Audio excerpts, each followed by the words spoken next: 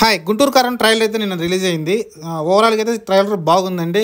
కొన్ని షేడ్స్ వేరే వేరే సినిమాలు కనిపించినప్పటికీ ఓవరాల్గా అయితే కనిపించింది, బాగుంది ట్రైలర్ అయితే.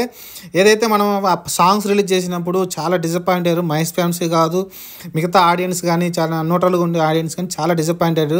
అసలు మహేష్ సినిమా ఏంటి, తమని ఇలా కొట్టడం ఏంటి, సాంగ్స్ కానీ సర్కార్ వారి పాటలు అంతగా ఏం నచ్చవు. ఒక కళావతి ఒకటి తప్ప మిగతా పాటలు అంతగా ఇంప్రెస్గా ఉండవు.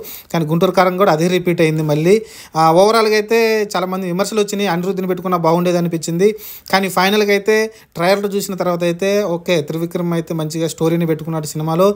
సినిమా ఖచ్చితంగా ఒక ఇంప్రెషన్ అయితే కలిగించింది ట్రయలర్ అయితే.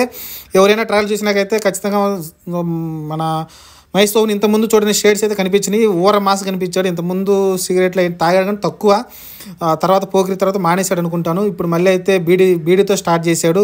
ఎక్కడ కనిపించినా 90% ట్రయల్లో బీడీతోనే కనిపించాడు. ఫైట్స్ కావచ్చు, లేకుంటే కామెడీ టైమింగ్ కావచ్చు, ఎక్కడ చూసినా మనకైతే బీడీతో కనిపిస్తున్నాడు. అలానే రజనీకాంత్ స్టైల్ టైపు ఒక ఇమిటేషన్ చేశాడు. అగ్గిపెట్టిని ఇసిరేసి బీడీని కాల్చుకోవడం నచ్చింది. మరి రేపొద్దున థియేటర్లో అయితే దద్దరిల్లిపోద్ది. అలాంటి సీన్లు వచ్చినప్పుడల్లా ప్రతిసారి కూడా దద్దరిల్లిపోద్ది.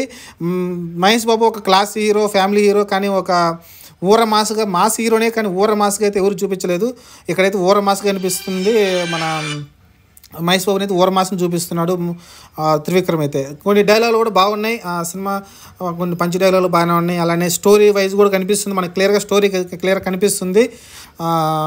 స్టార్టింగ్లోనే చూపించేస్తారు కదా, అక్కడ నుంచి వెళ్ళిపోవడం, రమ్యకృష్ణ వాళ్ళ అమ్మని తెలిసిపోతుంది. కానీ ఫైనల్గా ఏం జరిగిద్ది అనేది మన సినిమా చూసి చూడాల్సిందే, అంతకుమించి ఏం చేయలేం. కాబట్టి నాకు బాగా నచ్చింది. కొంచెం ఆలవైకుంఠపురం కొంచెం షేడ్స్ అయితే అక్కడక్కడ కొన్ని కనిపించినాయి. ఓవరాల్గా అయితే కొన్ని అక్కడక్కడ కనిపించింది తప్ప ఓవరాల్గా అయితే కొత్త స్టోరీ అనుకుందాం. మళ్ళీ ఒక అజ్ఞాతవాసిలా కాకుండా కొంచెం గ్రిప్పింగ్గా మంచి స్టోరీతో అయితే ఉంటుందని నేనైతే భావిస్తున్నాను. ఎందుకంటే ట్రయల్ చూసినాక మనకు కనిపిస్తుంది ఒక మంచి స్టోరీ సినిమాలో ఉంది, మంచి కథ ఉన్నట్టు క్లియర్ కనిపిస్తుంది.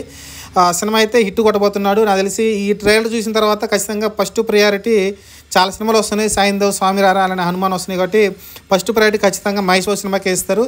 చూద్దాం మరి 12వ తారీఖు థియేటర్లో. వీడియో నచ్చితే అన్ననం ఛానల్ సబ్స్క్రైబ్ చేయండి, లైక్ చేయండి, షేర్ చేయండి. Thank you.